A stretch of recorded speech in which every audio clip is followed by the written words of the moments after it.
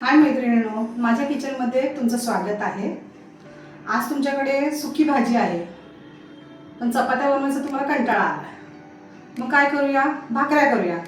नको, भाकऱ्या करायच्या म्हटल्या तर खूप टाइम जाणार। मग आपण भात करूया। पण भाताबरोबर आपण सुकी भाजी खाऊ शकतो का? नाही खाऊ शकत। मग अशा वेळेस कंटाळा आल्यावर काय करू शकतो? चला मी तुम्हाला दाखवते।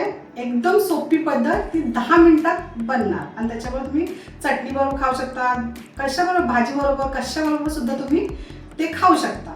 या आपण बघूया। हे बघा मैत्रिणींनो, मी इथे तांदळाचं पीठ घेतलंय। आपण जे भाकरीसाठी वापरतो ते तांदळाचं पीठ आहे।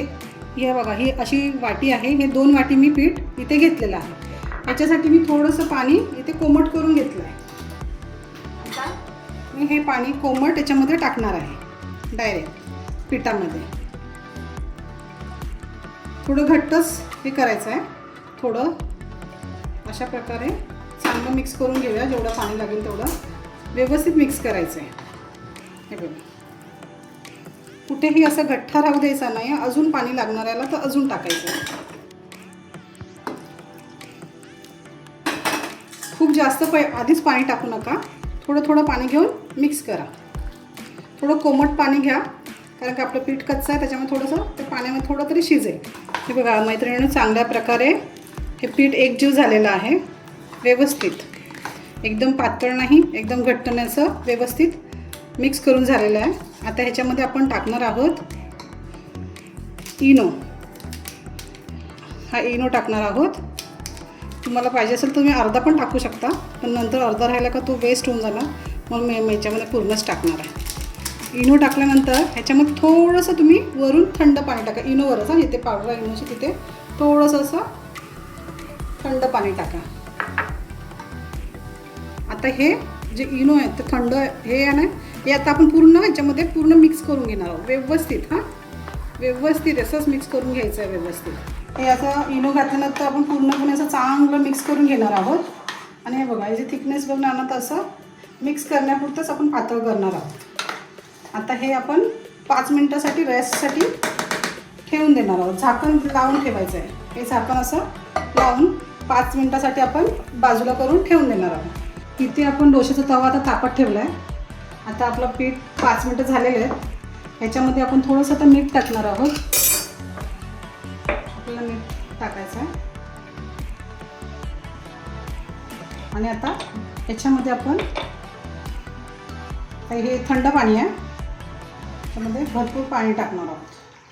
त्याला चांगल्या प्रकारे खूप पाणी टाकून पातळ करणार आहोत। पूर्णपणे एकदम पातळ करणार आहोत। अशा प्रकारे असं तुम्ही फक्त असं हलवलं ना तरी ते पीठ तांदळाचं आहे ना, त्याच्यामुळे ते बरोबर मिक्स होणार। हे बघा, असं एकदम आपण पातळ केलेलं आहे। अशी कन्सिस्टन्सी तुमची असली पाहिजे। हे बघा, व्यवस्थित पातळ। आता याच्यामध्ये आपण थोडंसं तेल टाकणार आहोत। याच्यामध्येच आपण तेल ॲड करणार आहोत। 2 चमचे तेल ॲड करणार आहोत।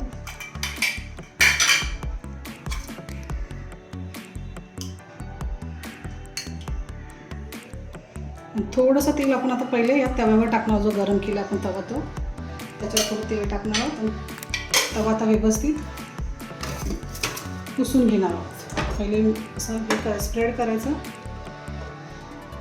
आणि हे पण याच्यात टाकणार। आणि आता बघा, हे तवा गरम आता फास्ट ठेवायचा, गॅस स्लो नाही करायचा, गॅस आता फास्ट करायचा। हे मिक्स करायचं आहे आपल्याला। तवा बऱ्यापैकी गरम झाला आहे। आता हे तेल आपल्याला पुसायला लागेल, नाही तर आपलं पीठ जे आहे ते इकडे तिकडे हे होईल। पीठ पुसून काढलं। आता आपण एक एक ह्याच्यात टाकणार। टाकताना आपल्याला थोडंसं तवा आपल्याला थोडंसं असं पकडायचं आहे आणि हे बघा कसं टाकायचं आहे। थोडंसं तवा आडवा पकडा।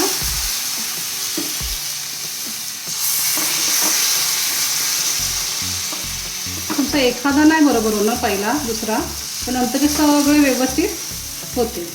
हे बघा, मस्तपैकी जाळी तुमची तयार झाली आहे, झटपट। हे तुम्ही चिकन बरोबर खाऊ शकता, सुकी मच्छी बरोबर खाऊ शकता, कशाबरोबर सुद्धा खाऊ शकता। ते मस्त जाळी तयार झाली बघा। थोडं होऊ द्यायचं आहे, चांगलं झालं की नंतरच पलटायचं. इथून थोडंसं तुम्हाला सुटताना दिसेल बाजूबाजूने, तेव्हाच त्याला घाई गडबड करायची नाही आहे. चांगलं होऊ द्या, मगच आपण त्याला फिरवणार आहोत आणि त्याच्यामध्ये बघणार आहोत की निघते का पहिला. हे बघा सुटते, बघितलं? हे बघा मी असा चमचा टाकला, हा सुटला बघा.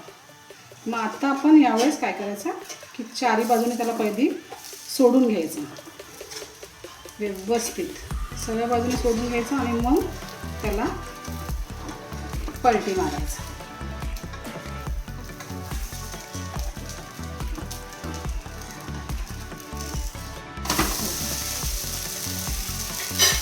व्यवस्थित झालेलं.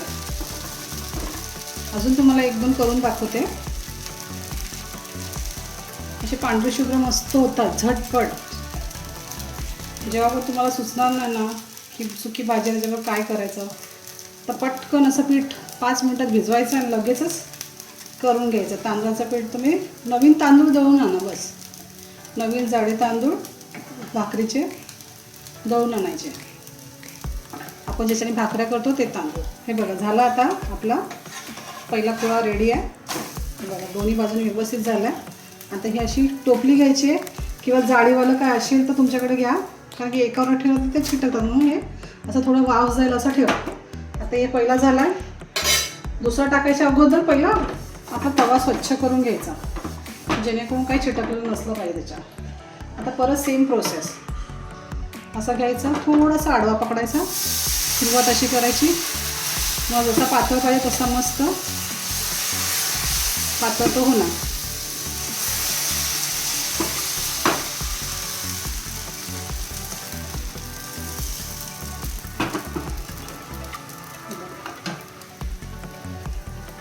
अशा प्रकारे सगळे आपण करून घेणार आहोत. सुंदर झालेलं आहे, पाठ सुटलेली आहे.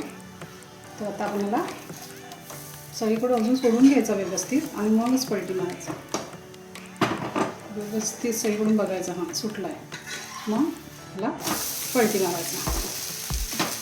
अशा प्रकारे आपण सगळे करून घेणार आहोत. पोळ्याबरोबर खायला आता आपण ही हिरवी चटणी बनवत आहे. तिथे 2-3 लसूण घेतले आहेत मी. हे बघा 2-3 लसूण घेतले, लसूणच्या पाकळ्या, थोडासा कढीपत्ता, खूप सारी कोथिंबीर, 3 हिरव्या मिरच्या आणि हा नारळ. असं मीठ टाकणार. आता हे वाटणार आहोत. थोडं पाणी टाकून वाटून घेऊया. हे बघा आता आपली चटणी एकदम सुंदर चटणी रेडी आहे. आता आपण प्लेटिंग करूया. हे बघा कसे सुंदर जाळीदार, एकदम मऊ सुंदर. याला आता तुम्ही आता या साईडला सगळ्याला पोळे बोलतात, महाराष्ट्र साईड आता म्हणजे आपल्या साईडला याला गावणं बोलतात. आता तुम्हाला याला काय बोलायचं आहे ते नाव द्या या रेसिपीला आणि कमेंट करा की या रेसिपीचं नाव काय असलं पाहिजे. कारण की गावण्यासाठी आपल्याला माहिती आहे की पीठ तांदूळ आपल्याला धुवायला लागतात, तांदूळ वाटायला लागतात आणि त्याच्यानंतर ते खूप वेळ ठेवायला लागतात. तर याच्यामध्ये आपलं काहीच नाही असं. त्याच्यामुळे या पोळ्यांना किंवा या गावण्यांना तुम्हाला काय नवीन नाव द्यायचं असेल तर द्या. ही सुंदर रेसिपी तुमच्यासाठी रेडी आहे. थँक्यू.